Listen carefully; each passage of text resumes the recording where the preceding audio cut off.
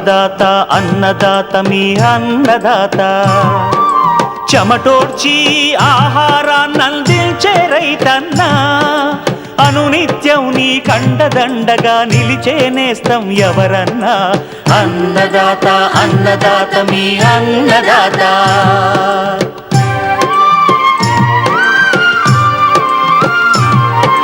నూతన రీతుల సాగుబడికి నూరింతలు పెరిగే దిగుబడికి సూచనలిచ్చే సస్య రక్షణకు పశు పోషణకి శాస్త్ర విజ్ఞానం అందించి ముందుకు నడిపే తెలుగు రైతు భారతదేశానికి మకుటం అయ్యేలా తీర్చిదిద్దే ఆశయంతో మిమ్ము మేలు కొలిపేది అన్నదాత అన్నదాత అన్నదాత మీ అన్నదాత అన్నదాత అన్నదాత మీ అన్నదాత.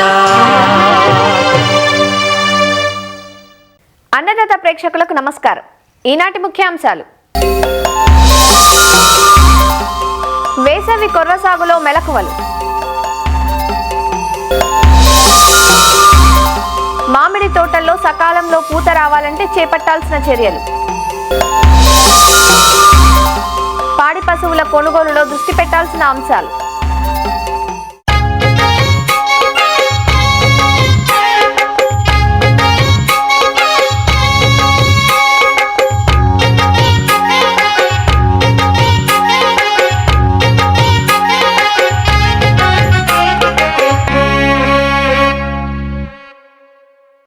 చిరుధాన్యపు పంటైన కొర్ర సాగు విస్తీర్ణం ఈ మధ్యకాలంలో పెరుగుతోంది. మారిన ఆహారపు అలవాట్లతో, పెరుగుతున్న జీవనశైలి వ్యాధులతో వైద్యులు చిరుధాన్యాల ఆహారం మంచిదని సూచిస్తుండటంతో వీటి వాడకం ఊపందుకుంది. కొర్రను ఖరీఫ్లోనే కాక వేసవి పంటగా ఆరుతడుల కింద జనవరిలో విత్తుకునేందుకు అనువుగా ఉంటుంది. 75 నుంచి 80 రోజుల్లో పూర్తయ్యే ఈ పంట సాగు చాలా సులువు. కొర్రలో మేలైన రకాలు అందుబాటులోకి వచ్చాయి. మంచి రకాలతో, మేలైన యాజమాన్యంతో, అతి తక్కువ ఖర్చుతో కొర్ర నుంచి ఎకరాకు 15 క్వింటాలకు పైగా దిగుబడులు పొందే అవకాశం ఉందంటూ వేసవి కొర్ర సాగు వివరాలు తెలియజేస్తున్నారు ప్రొఫెసర్ జయశంకర్, తెలంగాణ రాష్ట్ర వ్యవసాయ విశ్వవిద్యాలయం పాలెం ప్రాంతీయ వ్యవసాయ పరిశోధనా స్థానం చిరుధాన్య శాస్త్రవేత్త డాక్టర్ శ్రీరామ్. సాధారణంగా కొర్ర అనేది మనకు అత్యంత విలువైనటువంటి పురాతన కాలం నుండి సాగు చేస్తున్నటువంటి సాంప్రదాయక పంట. ఇది అత్యంత పోషక విలువలు కలిగినటువంటి పంట. కొర్ర పంటను వేసుకోవాలంటే ఎలాంటి నీళ్ళను మనం ఎంపిక చేసుకోవాలంటే ఎర్ర నీళ్ళలు, చలక నీళ్ళలు మరియు నల్లరేగడి నీళ్ళను కూడా మనం వేసుకోవచ్చు. కాకపోతే మురుగునీటి వసతి ఉండడం అనేది అవసరము. SIA 3085 కానీ SIA 3156 కానీ సూర్యనంది అనే రకాలను మనము వేసుకోవచ్చు. సాధారణంగా కొర్ర పంట మనకు 75 నుంచి 80 రోజుల పంట కాల వ్యవధిని కలిగి ఉండి మనకు ఎకరాకు 10 నుంచి 12 క్వింటాల దిగుబడిని ఇస్తుంది. ఇవి సాధారణంగా ఎంపిక చేసుకున్నటువంటి రకాలు కూడా బెట్టను తట్టుకునేటువంటి రకాలు మరియు మనకు అగ్గి తెగులను తట్టుకునేటువంటి రకాలను ఎంపిక చేసుకోవడం వల్ల మనం అధిక దిగుబడులను పొందవచ్చు. మనకు విత్తన మోతాదును కనుక గమనించినట్లయితే మనకు 2 కిలోల విత్తనం అనేది ఎకరాకు సరిపోతుంది. ఈ విత్తన శుద్ధి కోసం మనము దాదాపుగా మనకు ట్రైసైక్లోజోల్ అనే రసాయనంతో కనుక విత్తన శుద్ధి చేసినట్లయితే మనకు భవిష్యత్తులో వచ్చేటువంటి అగ్గి తెగుల నుండి మనం రక్షణని పొందవచ్చు. అదేవిధంగా మనము మొవ్వు చంపు ఈగ అనేది కూడా మనకు కొర్రలో కనిపిస్తుంది. దీని నివారణకు మనము థయోమిథాక్సామ్ 2 గ్రాములు కేజీ విత్తనాన్ని కనుక మనం వాడి విత్తన శుద్ధి చేసుకుంటే మనము ఈ పురుగుని మనము భవిష్యత్తులో రాకుండా చేసుకోవచ్చు. దీంట్లో మనం విత్తే దూరాన్ని కనుక గమనిస్తే మనము వరుసలకు మధ్య దూరము 30 సెంటీమీటర్లు, వరుసలోని మొక్కల మధ్య దూరం మనం 10 సెంటీమీటర్లు ఎడంగా ఉండేటట్టు నాటుకోవాలి. ఎరువుల యాజమాన్యాన్ని కనుక కొర్ర పంటను మనం వేసవిలో సాగు చేస్తున్నప్పుడు 4 టన్నుల పశువుల ఎరువును వేసుకోవాలి. అదేవిధంగా మనకు అడుగు మందుగా విత్తనం వేసే ముందు మనము 8 కిలోల నత్రజనిని, 8 కిలోల ఫాస్ఫరస్ మనము వేసుకోవాలి. ఇంకో మనకు పంట ఎదిగిన తర్వాత 30 నుండి 35 రోజుల సమయం లోపల ఇంకా మిగిలిన 8 కిలోల నత్రజని వేసుకోవడం వల్ల మనము అధిక దిగుబడిని పొందవచ్చు. దీంట్లో నీటి యాజమాన్యాన్ని కనుక గమనించినట్లయితే నీటి వసతి కనుక మనకు ఉన్నట్లయితే 2 నుంచి 3 తడులు చిలక నీళ్ళల్లో మనం ఇచ్చుకోవడం వల్ల మనకు అధిక దిగుబడి రావడం అనేది జరుగుతుంది. ఈ తడులను కూడా మనము పిలకలు వేస్తాము 30 నుండి 35 రోజుల సమయంలో మరియు గింజ కట్టేటువంటి 55 నుంచి 60 రోజుల వయసులో కనుక మనము నీటి తడులను ఇచ్చుకుంటే అధిక దిగుబడులను పొందవచ్చు. ప్రధానంగా మనకు కలుపు సమస్య కూడా కనిపిస్తుంది. దీనికోసం మనము అంతర్కృషి దంతతోటి చేయాల్సినటువంటి అవసరం ఉంది. లేదు అంటే మనము విత్తనం మొలకెత్తక ముందు ఐసోప్రోట్యూరాన్ 400 గ్రామ్స్ మనము ఎకరాకి కనుక మనం పిచికారీ చేసినట్లయితే మనము కలుపు నివారణ చేసుకోవచ్చు. ప్రధానంగా దీంట్లో మనకు సస్యరక్షణ కనుక గమనించినట్లయితే మొవ్వు చంపు ఈగ అనేది కనిపిస్తుంది. మొక్క యొక్క ప్రధాన కాండం అనేది ఎండిపోతూ చనిపోవడం అనేది జరుగుతుంది. దాన్ని పీకినప్పుడు మనకు సులభంగా రావడము, కుళ్ళిపోయినటువంటి ఆ కాండ ప్రదేశం లోపల మనకు ఆ ఈగ యొక్క మ్యాగట్స్ మనకు కనిపించడం అనేది జరుగుతుంది. దీని నివారణకు కనుక మనము 8 కేజీల కార్బోఫిరాన్ గుళికలను కనుక మనము ఎకరాకి వేసుకున్నట్లయితే దీన్ని నివారించుకోవచ్చు. అదేవిధంగా దీంట్లో మనకు ప్రధానంగా పంట కోతని మనం గమనించినట్లయితే దాదాపుగా 75 నుంచి 80 రోజుల పంట కాలం కలిగి ఉంటుంది. కాబట్టి సాధారణంగా మనకు 75 రోజుల తర్వాత మనకు ఆకులు కాస్త పసుపు రంగుకి మారడము, గింజలు కాస్త మనకు గట్టిగా మారడం అనేది మనకు పంట కోత లక్షణము. సో మనము ప్రధాన కండ అన్నీ ఒకేసారి మనము పంట కోత చేసుకోవచ్చు.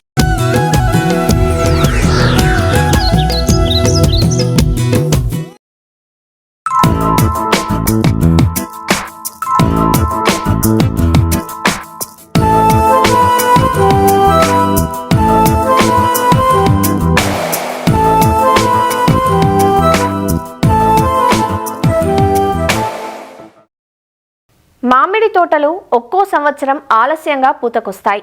అలా ఆలస్యంగా అంటే ఫిబ్రవరి మాసం తర్వాత పూతకొచ్చే తోటల్లో పూత నిలబడక దిగుబడులు తగ్గుతాయి. పూత సకాలంలో ఎందుకు రాలేదో అర్థం కాక రైతులు చాలాసార్లు అయోమయంలో కొట్టుమిట్టాడతారు. కానీ తోటలు సకాలంలో పూతకు రావాలంటే అందుకు మనం చేపట్టే యాజమాన్యం కీలక భూమిక పోషిస్తోంది. మామిడి ఎప్పుడూ కొత్త కొమ్మలకే పూత వస్తుంది. కొత్త కొమ్మల వయస్సు కనీసం 4 నెలలుంటే ఆ కొమ్మలు పుష్పిస్తాయి. అందువల్ల దీన్ని గుర్తుంచుకొని మామిడి తోటల్లో కోతల అనంతరం ఏ సమయాల్లో ఎలాంటి చర్యలు చేపట్టాలో విపులంగా తెలియజేస్తున్నారు వైఎస్ఆర్ ఉద్యాన విశ్వవిద్యాలయం ఏలూరు జిల్లా ఉద్యాన పరిశోధనా స్థానం ప్రధాన శాస్త్రవేత్త డాక్టర్ కె రాధారాణి.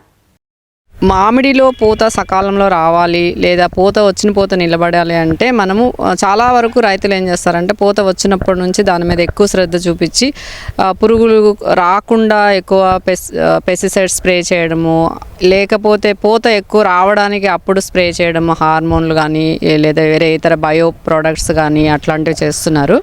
కానీ పూత సకాలంలో రావాలి, ఎక్కువ పూత రావాలి, అధిక దిగుబడి రావాలి అంటే మనం ముందు నుంచి చాలా కొన్ని రకాల పనులు చేయాలి. అంటే మనం కోత తీసుకున్న తర్వాత చెట్టులో ఉండే బలం పోతుంది. కాబట్టి ఇమ్మీడియట్గా మనం కోత అయిపోయిన తర్వాత చెట్టుకు వయసు బట్టి మనం సరిపడా ఎరువులు వేసుకోవాల్సి వస్తుంది.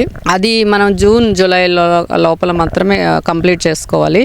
కాతకి వచ్చిన తోటకైతే చెట్టుకైతే మనము నత్రజని, భాస్వరము, పొటాష్ ఈ 3 మూలకాలు అవసరం ఎక్కువ ఉంటుంది. కాబట్టి ఒక్కొక్క కిలో నత్రజని, భాస్వరం, పొటాష్ ఇచ్చే ఎరువులు అందులో 3వ వంతు జూన్ జూలైలో వేసేసి మిగతాది పిందె కట్టడం. మనం ఫిబ్రవరిలో కడితే ఫిబ్రవరిలో కడతాం, మార్చి కొన్నిసార్లు లేట్ అయిపోతుంది పూత, అప్పుడు మార్చిలో పిందె కడితే కనుక అప్పుడు వేసుకోవాలి. ఫిబ్రవరి, మార్చి ఆ టైంలో 4వ భాగం వేసుకున్నట్లయితే కరెక్ట్గా పోషకాలు అవసరానికి అందుతాయి చెట్టుకి, అప్పుడు దిగుబడి వస్తుంది. తర్వాత ఒక్కొక్కసారి మనకి ఏదైనా పరిస్థితుల ప్రభావం వలన లేదా వర్షాలు పడడం వల్ల ఆ టైంలో మనకి ఎరువులు వేసుకోవడం లేట్ అయిపోయి చాలా వరకు సెప్టెంబర్, అక్టోబర్లో కూడా వేస్తున్నారు రైతులు. అక్టోబరు, నవంబర్లో ఏంటంటే ఆ టైంలో చెట్టుకి బెట్ట ఉండాలి. అక్టోబర్, నవంబర్ పూత రావాలి అంటే రెండు నెలలు బెట్ట పరిస్థితులు ఉండాలి. ఎప్పుడైతే మనము ఆ టైంలో కనుక ఎరువులు వేస్తున్నామో పూ మొగ్గ రావడం ఆలస్యం అవుతుంది. ఒక్కొక్కసారి అది రాకుండా చిగుళ్ళు వచ్చేస్తున్నాయి. ఎప్పుడైతే చిగుళ్ళు వస్తాయో మనకి పూత ఆలస్యం అయిపోతుంది. ఎందుకంటే పూత రావడానికి కొమ్మ వయసు కూడా చాలా ఇంపార్టెంట్. అంటే వయస్సు బాగా ముదిరిన కొమ్మల మీద పూత రాదు, అలాగే మరీ లేతగా ఉండే కొమ్మల మీద కూడా రాదు. కనీసం దాని వయసు ఒక 4 నెలల వయసు ఉన్నట్లయితే కనుక పూత వస్తుంది, టైంకి వస్తుంది. కాబట్టి ఒకవేళ ఆ టైంలో కనుక ఎరువులు వేసుకోలేకపోతే డిలే చేస్తే ఎట్టి పరిస్థితుల్లో అక్టోబర్లో కానీ నవంబర్లో కానీ ఎరువులు వేసుకోకూడదు. సాధ్యమైనంత వరకు ఆగస్ట్ లోపల మనం కంప్లీట్ చేసుకోవాలి. ఒకవేళ ఆ టైంలో వేయకుండా మిస్ అయిపోతే మనము ఈ పిందె కట్టిన తర్వాత కొంచెం వేసుకున్నట్లయితే సరిపోతుంది. దీంతోపాటు కొత్త చిగురులు వచ్చే టైంలో మనము ఈ జింకు 2 గ్రాములు, బోరాన్ 1 నుంచి 2 గ్రాములు వేసుకోవచ్చు. అలాగే మెగ్నీషియం సల్ఫేటు, ఐరన్ సల్ఫేటు, ఇలాంటివన్నీ కూడా 2 గ్రాములు చొప్పున 1 లీటర్ నీటి కలుపుకొని కొత్త చిగురులు వచ్చిన తర్వాత ఒకసారి మళ్ళీ ఒక 20-30 రోజుల తర్వాత ఇంకొకసారి స్ప్రే చేసుకున్నట్లయితే మొక్కకి కావాల్సిన పోషకాలు అందుతాయి. ఇంకొక విషయం ఏంటంటే ఎరువులతో పాటు మనం ఖచ్చితంగా ఈ సేంద్రియ ఎరువు అనేది ఖచ్చితంగా వేసుకోవాలి. అది పశువుల ఎరువు అయి ఉండొచ్చు, లేదంటే వర్మీ కంపోస్ట్ అయి ఉండొచ్చు. కనీసం ఒక 20-25 కిలోలు అయితే కంపల్సరీగా మనం ప్రతి చెట్టుకి వేసుకుంటేనే మనకి సేంద్రియ పదార్థం అందుతుంది. ఎప్పుడైతే సేంద్రియ పదార్థం అందుతుందో అప్పుడు చెట్టుకు కావాల్సిన ఉపయోగపడే సూక్ష్మజీవులు సాయిల్ లోపల డెవలప్ అయ్యి మనం వేసే ఎరువులు మొక్కకి అందజేస్తాయి. అలాగే ఈ కలుపు విషయానికి వస్తే కలుపు దున్నడం కాకుండా ఎప్పుడైతే తొలకరి వర్షాలు వస్తాయో అప్పుడు మనము ఈ సీడ్స్ ఇప్పుడు గవర్నమెంట్ కూడా ఇస్తుంది. ప్రీ మాన్సూన్ డ్రై సోయింగ్ అని సీడ్స్ ఇస్తున్నారు. ఒక 30 టైప్స్ ఉంటాయి. అవన్నీ కలిపేసుకొని మీరు చల్లేసుకుంటే ఏంటంటే సాయిల్ అనేది ఓపెన్గా లేకుండా ఏదో ఒక క్రాప్తో కవర్ అయి ఉంటుంది. ఈ పంటల వల్ల ఏంటంటే గాలిలో ఉండే నత్రజని కూడా భూమి లోపల స్థిరీకరించబడుతుంది, భూమి సారం పెరుగుతుంది, ఈ దున్నడం సమస్య ఉండదు, కాబట్టి ఖర్చు తక్కువ అవుతుంది. ఇలాంటివి చేసుకున్నట్లయితే ఈ పెస్ట్ ప్రాబ్లం కూడా రాకుండా ఉంటుంది. ఎందుకంటే చాలా వరకు పురుగులు ఈ కలుపు మొక్కల మీద పెరిగి జీవిత చక్రాల వరకు కంప్లీట్ చేసుకొని పాపులేషన్ పెంచుకొని కరెక్ట్గా మామిడి పూత వచ్చేటప్పుడు దాని మీద దాడి చేసే అవకాశం ఎక్కువగా ఉంటుంది. కాబట్టి రైతులందరూ ఇలాంటివి వేసుకోవడం మంచిది. ఇంకొకటి చాలా వరకు పురుగులు ఏంటంటే మనం ఎండు పుల్లలు అలాంటివి వదిలేస్తాం. ఎండిపోయిన కొమ్మలు, ఎండు పుల్లలు, ఈ ఎండు పుల్లలు ఎప్పటికప్పుడు కనిపించినవి తీసేసుకోవాలి.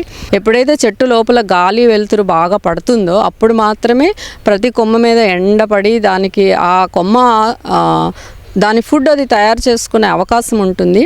ఈ పురుగుల సమస్య అనేది తగ్గిపోతుంది, తీవ్రత తగ్గిపోతుంది. అండ్ అన్ని కొమ్మల మీద కూడా మనకి పూత వచ్చే అవకాశం ఎక్కువగా ఉంటుంది. అలాగే ఇంకొకటి ఏంటంటే ప్రతిసారి పురుగు వచ్చిన తర్వాత చాలా హై పవర్ఫుల్ కెమికల్స్ వాడుతున్నారు. పురుగులకి అవి అలవాటైపోయి పని చేయకుండా అయిపోతున్నాయి. ఒక పక్క రైతుకి ఖర్చు ఎక్కువైపోతుంది, పైగా తగ్గట్లేదు అండ్ దిగుబడి రావట్లేదు. కాబట్టి అవి రాకుండా ముందు జాగ్రత్తగా మనము కొన్ని పనులు చేయాల్సి ఉంటుంది. ఏంటంటే ఇప్పుడు స్టిక్కీ ట్రాప్స్ పెట్టుకోవడం, అంటే ఈ పసుపు రంగు లేదా నీలం రంగు అట్టలు చెట్లకు వేలాడి తీసుకోవడము, ఫ్రూట్ ఫ్లైకి అయితే ఫ్రూట్ ట్రాప్స్ పెట్టుకోవడము, అలాగే ప్రతి 2 నెలలకు ఒకసారి చెట్టు లోపల భాగాలు బయట కూడా బాగా తడిచేటట్టు ఈ వేప నూనె స్ప్రే చేసుకోవడము. సో ఈ విధంగా ముందు పురుగులు వచ్చిన తర్వాత జాగ్రత్త కన్నా పురుగులు రాకుండా మనం కొన్ని చిన్న జాగ్రత్తలు తీసుకున్నట్లయితే పెట్టుబడి ఖర్చు తగ్గిపోతుంది రైతుకి. ఇంకొకటి ఏంటంటే వాటరు పూత నుంచి కాయ కోసే లోపల మనం ఒక నేల బట్టి 2-3 తడులు ఇస్తే సరిపోతుంది. అలా ఇచ్చుకున్నట్లయితే పూత పిందె రాలకుండా ఉంటుంది అండ్ దిగుబడి పెరగడానికి అవకాశం ఉంటుంది. అలాగే పూత రావడానికి ముందర అంటే అక్టోబరు నవంబర్లో ఒకసారి 13-0-45 స్ప్రే చేసుకోవచ్చు, లేదంటే 0-56-24 ఉంటుంది. అది ఒకసారి పూతకు ముందర లేదా పూత తర్వాత కూడా ఒకసారి స్ప్రే చేసుకుంటే ఏంటంటే పూత సెట్టింగ్ పర్సంటేజ్ పెరుగుతుంది పూత దశలో చేస్తే. అలాగే తర్వాత చేస్తే కాయ పెరగడానికి కూడా ఎక్కువ దోహదపడుతుంది. సో ఈ విధంగా రైతులందరూ జాగ్రత్తలు తీసుకోవాలని కోరుకుంటున్నాను.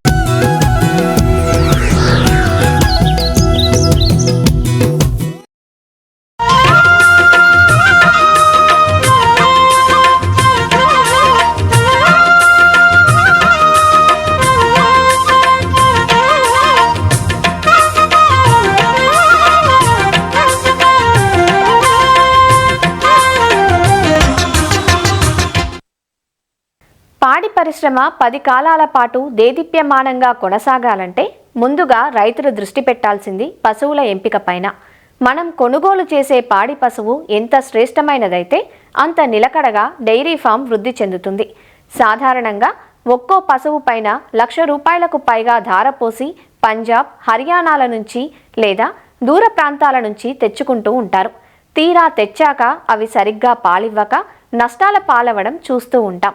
అలా జరగకుండా ఉండాలంటే ఎలాంటి పాడి పశువును ఎంపిక చేసుకోవాలనే అంశంపై అవగాహన కలిగి ఉండాలి. ఆ పశువు జాతి, వయసు, శరీర నిర్మాణం, పాలధార వంటి ఎన్నో అంశాలు పరిగణలోకి తీసుకోవాలంటూ పాడి పశువుల కొనుగోలులో మెలకువల గురించి తెలియజేస్తున్నారు రంగారెడ్డి జిల్లా ఇబ్రహీంపట్నం పరిధిలోని వెలిమినేడు పశు వైద్యశాల పశు వైద్యులు doctor Y Anand Reddy. Dairy farms సక్సెస్లో అతి ముఖ్యమైనది పాడి పశువుల ఎంపిక అనేది చాలా అతి ముఖ్యమైనది. ఈ పాడి పశువుల ఎంపికలో చాలా ప్రక్రియలు ఉంటాయి. వాటిని మనం సరియగు పద్ధతిలో చూసుకొని మంచి పశువును కొనుగోలు చేయడం వల్ల ఎక్కువ రోజులు పాలిస్తుంటాయి, రోగాలకు గురి కావడం కూడా తక్కువగా అవుతాయి. కాబట్టి పాడి పశువుల ఎంపికలో పాడి రైతులు తగు జాగ్రత్తలు తీసుకోవాలి. మనం ఎక్కడ ఈ పశువులను పెడుతున్నాము, ఈ డైరీ ఫామ్ పెడుతున్నాము అనే దాన్ని బట్టి మనం ఆ పశువుని ఎంపిక చేసే విధానం ఉంటుంది. ఉదాహరణకు సిటీ సైడ్ దగ్గరలో పెడితే అక్కడ బర్రెలకు పాల డిమాండ్ ఎక్కువ ఉంటుంది కాబట్టి అధిక పాలిచ్చే బర్రెల జాతులను మనం సెలెక్ట్ చేసుకోవాల్సి వస్తుంది. ఉదాహరణకు ముర్రా కానీ, జఫర్ బాడీ కానీ, నీలి కానీ, రావి కానీ జాతులకు మనం ఇంపార్టెన్స్ ఇవ్వవలసి ఉంటుంది. అలాగే కొంచెం ఊర్లలో మంచి పచ్చిగడ్డి ఉండి కొంచెం చలి వాతావరణం చల్లగా ఉన్న ప్రదేశాలలో, పాల సెంటర్లు ఉన్న ప్రదేశాలలో మనము హెచ్ఎఫ్ జెర్సీ సంకర జాతి ఆవులను పెట్టడం వల్ల వీటి పాల దిగుబడి అధికంగా వస్తుంది. కాబట్టి సంకర జాతి పశువులను తీసుకోవాల్సి వస్తుంది. అలాగే ఇప్పుడు A2 మిల్క్ అనేది ప్రాచుర్యంలోకి పొందింది, అంటే దేశీ ఆవు మిల్క్ అనేది ప్రాచుర్యం పోయింది. అలాంటప్పుడు ఈ దేశీ ఆవు అధికంగా పాలిచ్చే గిర్, సాహివాల్, తార్పార్కర్ లాంటి పశు జాతులను మనం ఎంపిక చేసుకోవాలి. అయితే పాడి పశువుల ఎంపికలో వయస్సు కూడా అత్యంత కీలకమైనది. మొదటి ఈత పశువులను కొంటే పాలు తక్కువగా ఇస్తాయి, కానీ ఎక్కువ ఈతలు ఈనే అవకాశం ఉంటుంది. తర్వాత ముదురు పశువులు అంటే ఉదాహరణకు 6వ ఈత 7వ ఈత పశువులను కొంటే పాల దిగుబడి తక్కువ వస్తుంది, దాని మన్నిక ఎక్కువ రోజులు రావు. ఎందుకంటే ఇంకొక 4-5 ఈతలు ఇస్తే ముసలి అయిపోతుంది. కాబట్టి పాడి రైతులు ఎస్పెషల్లీ 2వ ఈత 3వ ఈత పశువులను కొనడం ద్వారా ఎక్కువ కాలం పాలిస్తాయి, ఎక్కువ పాలిస్తాయి. తర్వాత ఎక్కువ కాలం ఉండాలి, ఆ పశువుని నేను పర్మనెంట్గా మన దగ్గరనే ఉంచుకుంటామా అంటే మాత్రం మొదటి ఈత పశువులను ఎంపిక చేసుకోవాలి. ఎస్పెషల్లీ మొదటి ఈత పశువులలో బర్రెలలో ఈ పడ్డలలో అలర్జిక్ మాస్టైటిస్ సమస్య ఎక్కువగా ఉంటుంది. కాబట్టి నా ఉద్దేశంలో బర్రెలలో 2వ ఈత 3వ ఈత పశువులను ఎంపిక చేసుకోవాలి. ఈ వయసు మనం ఎట్లా నిర్ధారణ చేసుకోవాలంటే పర్మనెంట్ పన్లు అంటే శాశ్వత పన్లు 1 జత ఉంటే 2 సంవత్సరాలని, 2 జతలుంటే 3 సంవత్సరాలని, 3 జతలుంటే 4 సంవత్సరాలని, 4 జతలుంటే 5 సంవత్సరాలుగా మనం చేసుకోవచ్చు. తర్వాత వీటి పన్లు ఎలా ఉన్నాయి, గట్టిగా ఉన్నాయా, బలంగా ఉన్నాయా అనేది మనం చూడాలి. పండ్ల మధ్యన గ్యాప్ లేకుండా చూసుకోవాలి. అలాంటివి మేత ఎక్కువ మేస్తాయి, పాల దిగుబడి కూడా ఎక్కువ వస్తుంటాయి.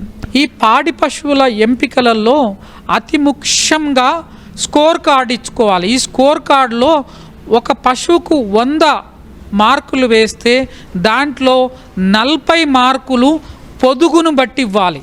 పొదుగు ఎలా ఉందనే దాన్ని బట్టి 40 మార్కులు, పాడి దిగుబడి బట్టి 20 మార్కులు, తర్వాత శరీర నిర్మాణం బట్టి 15 మార్కులు, శరీర సామర్థ్యం బట్టి 10 మార్కులు, తర్వాత పాదాలు గిట్టల బట్టి 15 మార్కులు ఇవ్వవలసి ఉంటుంది. అతి ముఖ్యంగా పాడి పశువులను ఎంపిక చేసుకునేటప్పుడు ఈ పొదుగు నిర్మాణాన్ని మనం గమనించాలి. ఒక పాడి పశువుకు పొదుగు ఎలా ఉండాలంటే దాని చనుకట్టు సమానంగా ఉండాలి, ఒక చనుకు ఇంకొక చనుకు మధ్యన సమదూరం ఉండేలా ఉండాలి. తర్వాత పొదుగు దాదాపు చతురస్రాకారంలో ఉండాలి. తర్వాత వెనక నుండి చూస్తే, మనం తోక దగ్గర నుంచి చూస్తే పొదుగు వెనక భాగం అర్ధచంద్రాకారంలో ఉండాలి. చనుకట్టు స్పష్టంగా కనపడాలి. తర్వాత మనము చనులను పట్టుకుంటే మెత్తగా మృదువుగా ఉండాలి.